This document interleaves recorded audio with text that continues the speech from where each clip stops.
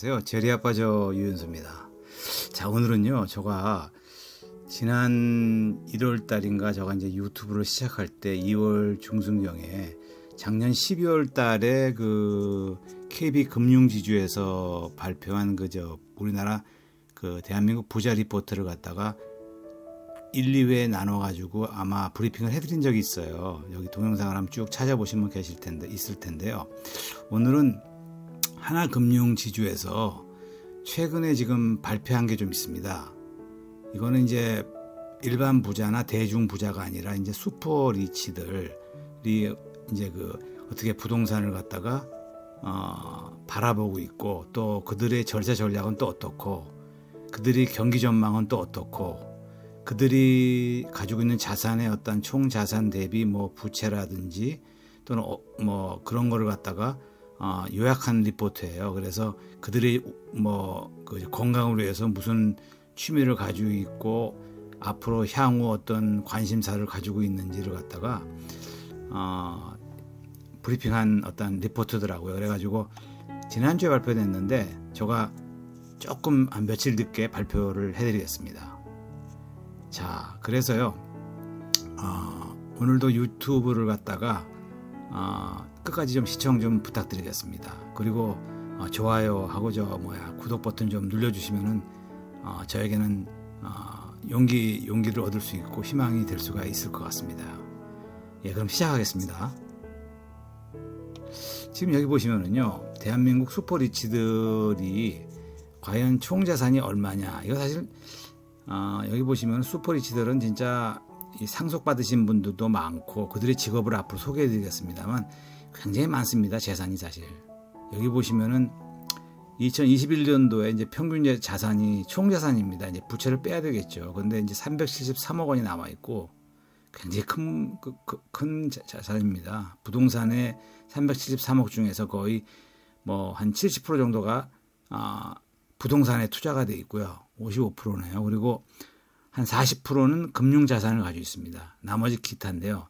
2022년도에는 이것이 좀 줄어들 것 같습니다. 이게 지금 2022년도 말에 발표됐으니까 23년도는 좀 더 떨어질 거예요. 그래서 사실은 이거 100억 정도만 있어도 한 70억에서 한 100억 정도만 있어도 부자인데, 이거 373억이라는 것은 아주 일반 사람으로서는 상상할 수 없는 어떤 자산입니다. 그들의 슈퍼리치 연간 소득도요 굉장히 많습니다. 이거 15억 7천만 원이면은 여기 보시면은 이제 근로소득도 또 있어요. 그분들은 또 3억 3천만 원이다. 그리고 이제 사업소득이 또 6억 원입니다. 재산소득도 이제 재산소득이라는 것이 이제 금융소득이에요. 그러니까 금융소득도 26%다, 30%다 이게 중요한 게 아니라 슈퍼리치들의 연간 소득은 일반 국민들이 시청할 때 부자들이 봐도 이 슈퍼리치들의 연간 소득은 참 대단하다고 생각합니다. 2022년도도 당연히 줄어들었겠죠. 왜냐하면 그러나 금리가 상반기 때 올랐기 때문에 금융소득은 늘어났습니다. 그러나 사업소득도 아무래도 조금 예전에 비해서는 지지부진할 것 같고요. 근로소득도 줄어들었겠죠. 여기 보시면은 슈퍼 리치들이 직업을 보시면은요, 역시 기업체나 임원이 많습니다. 그리고 이제 직접적으로 이제 CEO들, 기업 경영하시는 분도 많고요. 자영업자는 이제 아주 전통적으로 자영업 오랫동안 하신 분들입니다. 이게 7% 정도 차지하고, 회사원이나 공무원들은 거의 없고요. 다만 이제 신기한 거는 의료계라든지 법조계, 전문직에 계신 분들이 20% 차지하고 있다는 겁니다. 부동산 임대업 하시는 분도 한 12%를 차지하고 있네요. 어쨌든 간에 기업을 경영하시는 분들이 제일 최고로 29% 많다. 자, 다음. 여기 보시면 이제 아까 보통 이거는 슈퍼리치가 아니라 이제 일반 부자입니다. 보시면은 이 부자들의 1인당 총 자산 평균은 78억이지 않습니까? 21년도에요. 22년도는 줄어듭니다. 23년도도 물론 또 줄을 거예요. 여기서 최소한 이분들은 10억에서 15억 정도 줄을 수도 있어요. 부동산을 많이 퍼센테이지를 차지하고 있으니까요. 금융자산도 금융자산은 계속 유지가 되고 있네요. 부자들의 금융자산 구성 변화를 보시면, 이 포트폴리오를 보시면 이분들은 21년도나 22년도나 뭐 23년도도 비슷할 것 같습니다. 근데 주식이 제일 많아요. 어떻게 보면 21년도에 27%였는데 22년도에 16%. 아무래도 23년도도 비슷하거나 주식 주식의 그 총량이 좀 조금 자산 가치가 퍼센테이지가 떨어졌을 거라고 저는 생각합니다. 채권 같은 것도 채권은 느렸네요. 3%에서 6%. 그죠?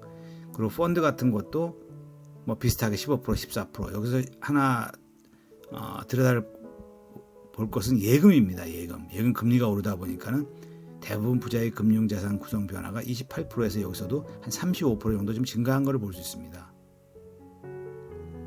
총 자산의 일반 부자들은 평균 자산이 72억 원이며 총 자산은 43%가 금융자산이며 21년도에 비해서 주식 비중은 감소된 반면 채권과 예금 비중은 증가했다. 여기 다음 보시면은 이거는 슈퍼리치들의 심리적인 어떤 그 성향을 갖다가 조사한 거예요. 근데 요거 나가기 전에 잠깐 요 다음 거를 한번 보신 다음에 설명을 드리겠습니다. 요 약자가 많은데요. 요 MTBI-TI라고 그래가지고 요 마이어스 브릭스라는 그 정신분석학자가 두 명이 심리학적인 유형론을 갖다 근거로 한 심리 유형 검사입니다. 그래서 예를 들어서 뭐 여기 보시면은 중요한 건 아닌데 뭐 I 타입이다 그러면 그 내향성, 또 E 타입이라고 하면은 외향성, S 타입이라 하면은 어떠한 감각형, N 타입이라 하면은 그 직관형, T라는 것은 싱킹의 그런 건데 이성형, F라는 것은 뭐 필링 뭐 이런 것 같은데 감정적인 걸 이렇게 약자로 다 했습니다. J라고 하면은 계획적이다, P라면 즉흥적이다, 이런 걸 16가지를 갖다 비교한 건데요. 일단은 지금 앞으로 다시 가서요. 어쨌든 슈퍼리치들의 그 심리적인 유형은 ESTJ가 가장 많다. ESTJ라는 것은 뭐냐면 요거 조금 전에 말씀을 여기 드렸다시피 E라는 것은 외향형입니다. 외향형. 그리고 S라는 것은 감각적이고 T라는 것은 이성적이고 J라는 것은 계획적이다. 슈퍼리치들이 많이 사는 걸 더 설명을 드리겠습니다. 슈퍼리치들이 많이 사는 곳은 강남, 서초, 송파 이런 식으로 나가고 있습니다. 뭐 여기 이제 그 다음에 뭐 성남 분당구나 성남 수정구 또는 뭐 그렇게 될 것 같습니다. 보유 자산의 규모를 제외하면 직업과 사회적인 지위도 굉장히 상류층의 조건이다. 요거는 설명해 드렸고, 여기 보시면은 이제 금융 자산 규모별 성격 유형이라고 그래가지고 슈퍼리치는 ESTJ 아까 조금 전에 설명해 드렸지 않습니까? ESTJ라는 것은 그 익스트로 버전 해가지고 그 외향형입니다. 아무래도 슈퍼리치 사람 많이 만나다 보니까요. 그리고 S라는 것은 여기서 그 센싱이라고 그래가지고 감각형입니다. 그리고 T라는 것은 T stand for는 thinking, 그러니까 이성적이다 이거죠. 어떤 감성적인 것보다는. 그리고 J라는 것은 슈퍼리치 때 J 타입은 저징이라고 그래가지고 계획적이다 이 사람들은. 그런 반면에 일반 부자들은 ISTJ라고 해서요. 다른 건 다 똑같은데 좀 내성적이다, 내향적이다. 그리고 나서 S는 그분들도 굉장히 감각형이다, 직관형은 아니다. T라는 것은 그분들은 역시 그분들도 이성적으로 생각한다. J라는 것은 역시 그 계획적으로 생각하는 어떤 심리적인 성격 유형이기 때문에 부자가 된 것이다. 이것도 16가지가 있다고 그랬습니다. 그죠? 슈퍼리치들, 일반 부자들, 대중부유층, 일반 대중 이렇게 쭉 나눠져 있습니다. 여기 보면 이걸 다시 설명한 건데 이제 마이어스 브릭스라는 어떤 학자들이 심리학적인 유형론인데 여기 보면 슈퍼리치도 다양한 성격을 가지고 있어요. 여기 보면 ESTJ 보면 외향적이고 감각형이고 이성형이고 계획형인데 이 성향 자체가 사실은 ISTJ라는 성향도 있지만 내향적이고 감각형이고 이성형이고 계획형보다는 아무래도 퍼센테이지가 많다. 이 슈퍼리치들은.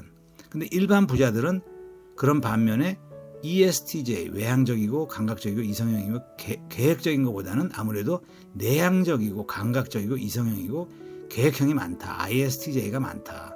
대중 부유층도 이렇게 이 여러 부류가 있는데 여러 부류 중에서도 이제 그 자산 규모별 성격 유형은 여러 가지가 있다. 이렇게 말씀을 여기서 하고 있습니다. 이 리포트에서는 참고하셨으면 좋겠습니다.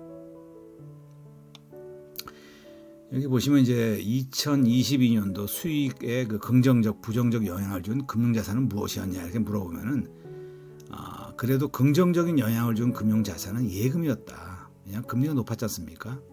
이분들 중에 거의 지금 34% 정도 차지하고 있습니다. 예금으로 많이 옮겼다는 거죠. 굳이 예금 금리가 높은데 주식할 필요가 없다 이거죠. 아주 특이한 거 뭐 2차 산업이다, 뭐 ETF 이런 거보다는 그래서 채권 같은 것도 이분들은 20%를 차지하고 있어요. 뭐 ELT라든지 뭐 ELF 또 펀드나 신탁 같은 것도 한 17% 차지하고 있고 또 그런 반면에 직접 투자하시는 분도 있습니다. 이렇게. 그리고 여기 보시면은 수익에 긍정적, 부정적 영향을 준 금융상품 중에 부정적인 영향을 준 금융자산은 아무래도 주식을 직접 투자하는 이분들이 그렇게 선호하지 않습니다. ETF 제외하고는요. 51%가 선호하지 않는다. 펀드 같은 거는 그나마 뭐 ELT나 ELF나 DLT 같은 거 한 20% 투자하고 있다. 이분들은 가상화폐에 이렇게 많이 투자 않습니다. 아마 젊은 부자들, 젊은 성공한 분들이 아마 이런 분들일 것 같고요. 예금도 이분들은 부정적인 영향을 준 금융자산이었다. 뭐 일단 뭐 좀 차이가 있습니다. 여기 보시면 이제 여기 보유 부동산 그 자산과 자산 확대에 가장 크게 기여한 부동산은 뭐냐 이렇게 물어보면은 여기 보면 이게 또 나오는데 40평 이상이 대형 아파트를 이분들은 71%를 기여한 부동산이었다. 그 중에서도 자산 확대에서 가장 크게 기여한 부동산은 역시 한 13% 차지했다. 이렇게 얘기 나누고 있습니다. 그죠? 그 다음에 이분들은 그 대형 아파트뿐만 아니라 빌딩 50억 원을 초과한 빌딩도 한 42% 정도 이분들은 그 기여한 부동산이다 이렇게 표현했지 않습니까? 그 중에서도 또 자산 확대에 가장 크게 한 부동산은 45%를 갖다 지금 이분들은 얘기를 하고 있습니다.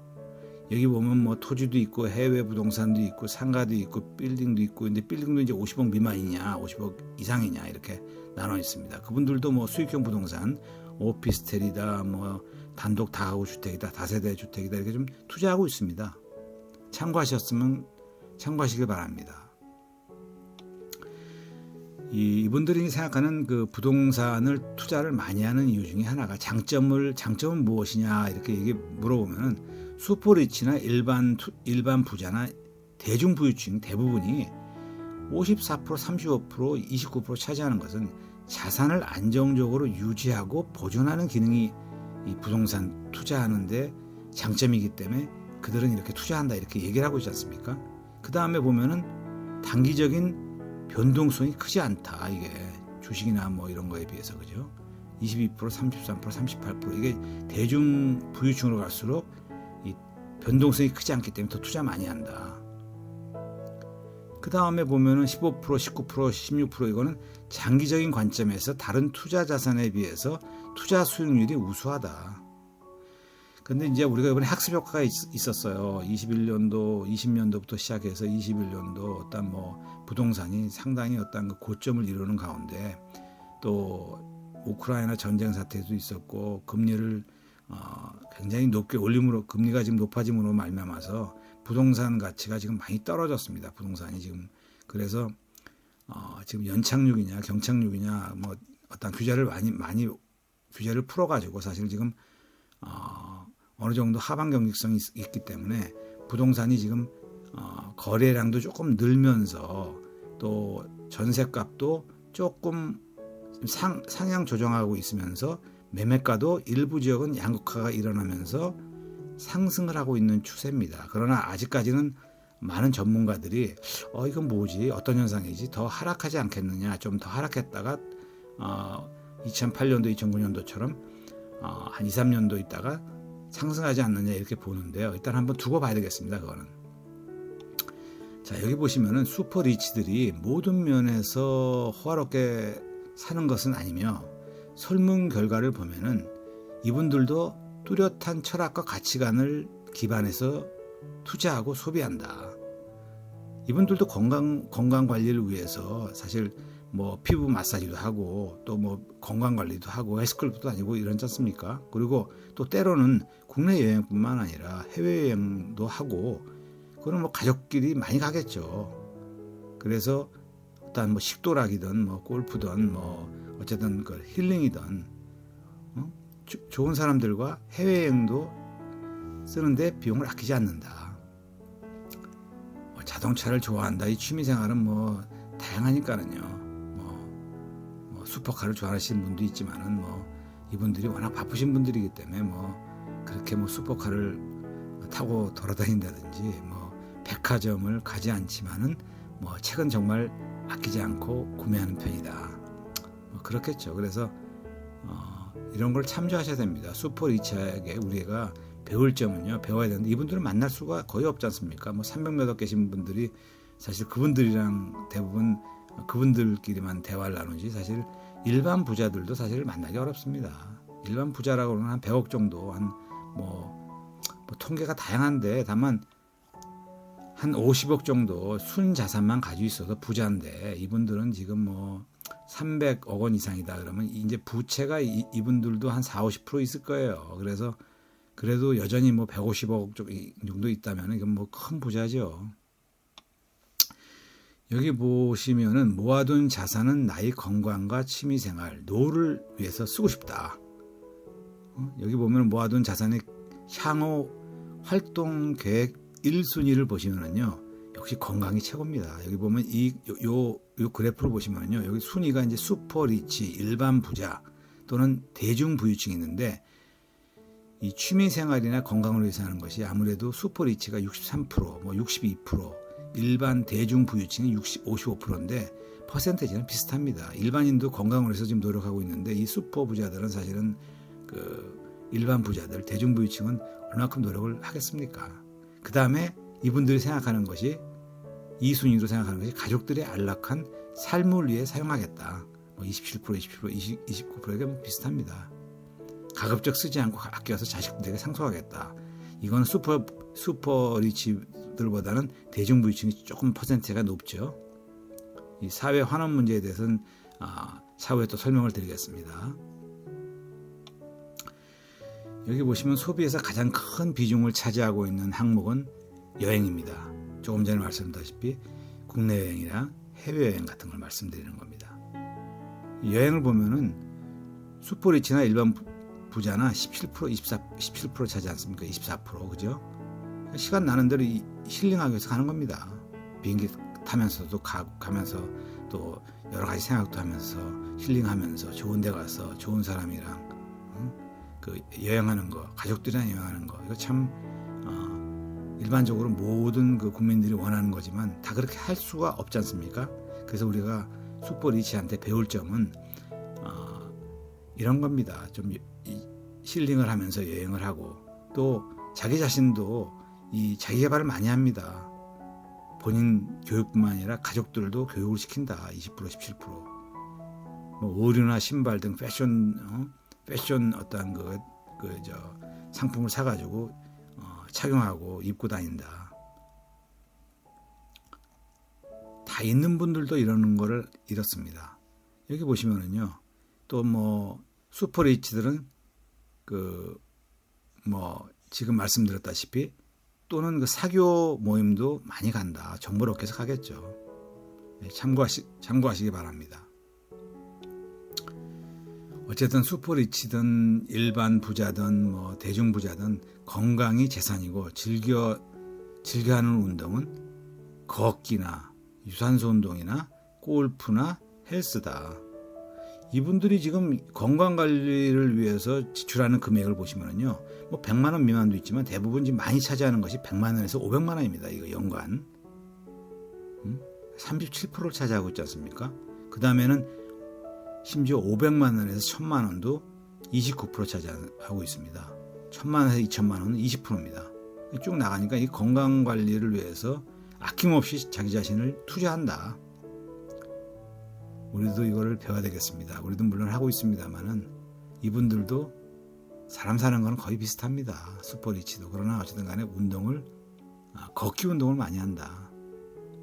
여기 보시면은 즐겨 찾는 운동 1순위가 걷기 아닙니까? 그냥 편하게 자기가 사는 곳에서 탄천을 걷는다든지 또는 어떠한 그 힐링을 위해서 뭐 둘레길을 걷는다든지 가장 사실은 캐주얼하게 옷을 입고 나가서 그냥 사랑하는 사람이랑 또 동반자, 뭐 배우자랑 같이 가족끼리 걷기를 하는 겁니다.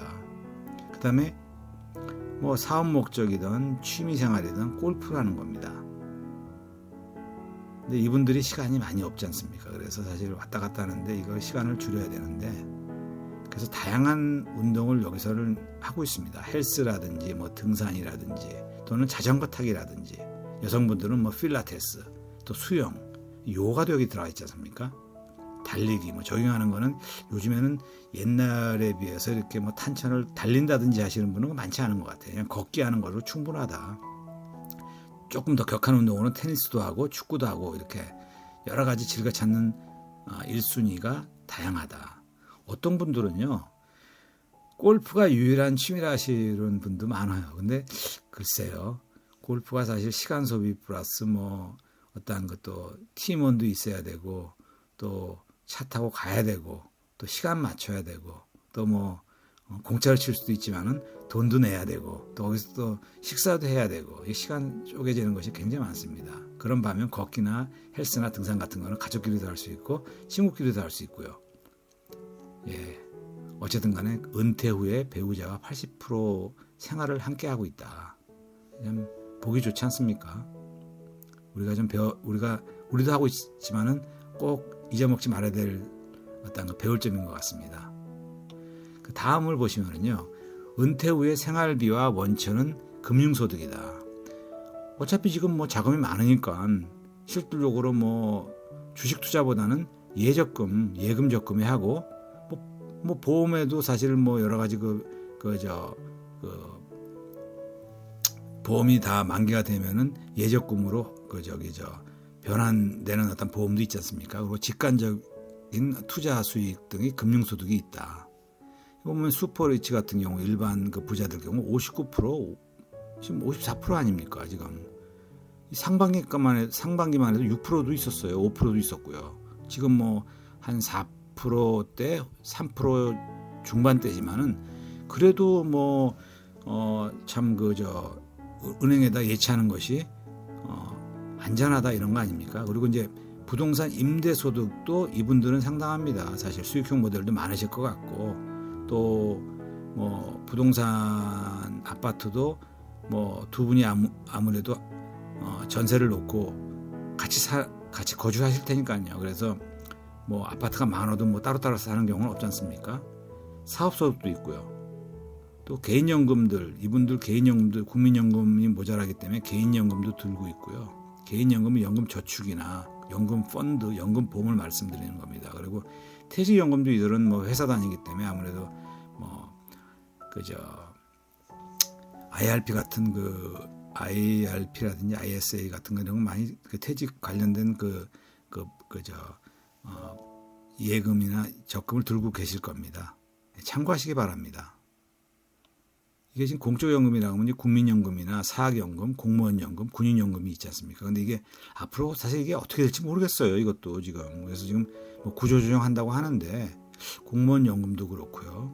사학연금도 지금 글쎄요. 어떻게 될지 모르겠습니다. 그래서 뭐 늦게 좀 뭐 5년 늦게 타는 것도 어떠냐 하지만 글쎄요. 앞으로 이거 젊은 사람들이 너무 많이 부담을 하게 된다면 이것도 차후에는 이거 어떻게 될지 모르겠어요. 그래서 잘 어떠한 거예요.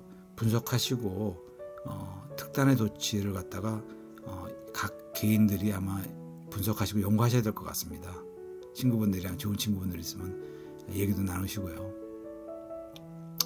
자, 여기 보시면 부동산보다는 현금 예금 증여를 더 선호한다. 지금 예를 들어서 아까 예적금 많이 한다고 그랬는데 증여할 때도 여기 보면은 현금 예금으로 직접 사실은 증여할 때 현금을 갖다가 이제 증여하는 걸 더 선호한다고 그러지만 이거는 글쎄요, 절세적인 측면에서 이거는 잘 하셔야 될 거예요. 왜냐하면 뭐 현금을 갖다 직접 뭐 주는 게 아니라 이체할 경우에는 사실은 또 차후에 이것이 문제가 될 수도 있으니까요. 어쨌든 간에 현금 예금으로 해가지고 징여를 더 선호하고 있다. 부동산도 여기 보시면은요, 슈퍼리치는 거의 49%를 주고 있지만은 일반 부자들은 23%를 여전히 부동산을 갖다가 징여로 주고 있습니다. 그러니까 예를 들어서 이 징여도 지금 뭐 여러 가지 공제되는 것이 많거든요. 배우자한테 준다든지. 요즘에 이제 10년으로 징여가 2월과세가 넘어갔지만은 여전히 사실은 이 징여법이라든지 상속 이런 것이 좀 많이 좀 국회에서 좀 색다른 지금 시대에 맞는 어떤 새로운 어떤 과세 구간이 좀 나왔으면 좀 저는 희망사항이 바라고 싶습니다. 부동산 주거용 부동산도 사실은 이게 지금 3순위로서 이렇게 생각을 많이 하고 있다는 겁니다. 자, 다음을 보겠습니다. 슈퍼리치들의 절세 방안. 여기 보면은 절세 방안이라는 것은 이제 뭐 사실 우리가 보유함으로써 사실 뭐 재산세도 내고 있고 7월달, 9월달 지금 12월달에 이제 부동산을 종합부동산세가 나오니까는 사실 이 슈퍼리치들도 고민이 많을 겁니다. 이분들이. 왜냐하면 절세하기 위해서는 사실은 특이한 게 없거든요. 그냥 부동산을 매각할 수밖에 없어요. 증여하거나. 그러면은 사실은 공식 가지고 있는 주택 수도 줄어들므로써 공시가가 줄어드니까 뭐 12월 달에 종합부동산세를 갖다가 어마무시하게 낼 거를 갖다 줄일 수가 있다 이거죠. 이번 23년도에는요. 지금 그렇죠. 그리고 금융 상품에 대한 투자를 확대하고 싶다. 슈퍼리치들도 금융 상품이 지금 굉장히 다양하게 나오고 있으니까 이것도 사실은 분석하셔 가지고 투자하는 겁니다. 이분들은 뭐 전문가들이 옆에 많을 테니까는요. 뭐 신탁 상품 활용한다, 뭐 글쎄요, 가족 법인을 설립한다, 투자 이민을 고려한다, 뭐 이런 거는 뭐 굳이 슈퍼리치들이 절세 방안으로 생각할까요? 잘은 모르겠습니다. 자, 다음 보시면은요. 2023년도 이분들이 이 슈퍼리치들이나 일반 부자들, 대중 부자들이 과연 부동산을 어떻게 실물 경기를 어떻게 전망하고 있고 부동산 경기는 또 특별히 어떻게 생각하고 있느냐. 이거 보시면은요. 이 그래프를 보시면은 한 10억 원 이상 금융 자산을 보유한 부자 중에서 약 80%가 2022년도도 별로 좋지 않았지 않습니까? 근데 2023년도는 경기가 더 안 좋을 것이라고 내다봤어요. 또한 지난해 경기 예측과 비슷하나 매우 안 좋을 것이라고 의견도 4%에서 15%까지 4배가 늘어났습니다. 여기 보면 4%에서 23년도에 실물 경기가 안 좋을 것이다. 52%가 안 좋을 것이다. 64%가 안 좋을 것이다. 22년도, 23년도는 지금 15%가 지금 매우 안 좋을 것이다. 이렇게 예측했지 않습니까? 부동산 경기도요. 부동산 매매 가격 하락세는 2023년도에도 지속이 될 것이며 하락폭도 현 수준 대비 10%에서 30% 이하, 심지어는 5%에서 15% 이하일 것이라고 예견한 사람도 41%입니다. 여기 보시면은요, 22년도 이거 데이터입니다. 23년도 지금 하나금융주에서 지금 리포트 중에는 23년도에 매우 안 좋을 것이다가 21%예요. 부자들이 생각하는 게 슈퍼리치들이. 이분들은 촉이 있지 않습니까? 매우 안 좋을 것이다가 63%예요. 그러면 결국 뭐 이게 84%가 안 좋을 것이다, 매우 안 좋을 것이다 이런 겁니다. 그러니까 이게 지금 이분들이 사실은 투자를 해야지만 사실 이게 좀 온기가 지금 부동산에 지금 뭐 연착륙이나 이런 것에 부합되지 않을까요? 또 그에 걸맞게 규제 완화도 사실 취득세도 좀 완화하셔가지고 이분들이 투자할 수 있는 다주택자가 투자할 수 있는 환경이 돼야 됩니다. 그리고 임대사업법도 좀 보완이 돼야 되고요. 보증보험 관련해가지고 예. 다음을 보겠습니다. 그럼에도 불구하고 매입 의향이 있는 부동산 복수응답입니다. 40평 미만을 갖다 이분들은 중소형 아파트를 많이 투자해요. 이분들도 이 슈퍼리치들도 그것이 어떤 목적이든 자기가 지금 큰 집에 살다가 작은 뭐 전세 두고 작은 집에 갈래는 이런 분도 있겠지만 자식들에게 사주는 것도 있겠고 40평 이상보다는 40평 이상은 지금 20%밖에 안 하지 않습니까? 40평 미만입니다. 그리고 요즘에는 40평 미만이라고 그래도 지금 구조가 좋고 사실은 그 베란다를 갖다 확장을 했기 때문에 40평이라고 해도 예전에 50평인가 거의 맞먹습니다. 구조가 좋죠. 이분들이 투자하는 거는 상가도 있습니다. 근데 이건 잘 투자하셔야 될 것 같아요. 지금 사실은 지금 뭐 홍대 쪽도 그렇고 가로수길도 그렇고 지금 여기 이태원 쪽도 그렇고 지금 뭐 명동 쪽도 그렇고 지금 사실 상가가 사실 상가 임대차는 거의 10년인데 이분들이 사실은 그 임대보증금이 지금 여전히 높기 때문에 지금 뭐 사실 그 남는 장사가 아닙니다. 그래가지고 고민이 많습니다. 이쪽에 지금 상가 운영하시는 분도. 그래서 상가 투자는 이걸 잘 분석을 하셔야 될 것 같아요. 그리고 토지 같은 데는 원래 이제 부자들이 토지를 많이 가지고 있습니다. 뭐 기업들도 많이 가지고 있지만 여기도 빌딩도 보십시오. 50억 원 미만이다. 50억 초과다. 50억 원 미만의 뭐 슈퍼리치들 돈 있으니까 빌딩에 50억 미만의 어떤 그 이하의 빌딩을 매수하셔가지고 한 10년 정도 이렇게 가지고 있다가 양도 차익을 남기고 파는 경우가 많습니다.